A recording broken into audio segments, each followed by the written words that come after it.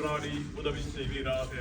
நம்முடைய மக்களை அனுப்பிய வேண்டுதல்கள் இந்த பெட்டியிலே வைத்திருக்கிறோம். இப்பொழுது அவற்றை அன்னை மரியாதை பாதத்திலே ஒப்புக் கொடுத்து இறைவேண்டல் செய்ய போகின்றோம்.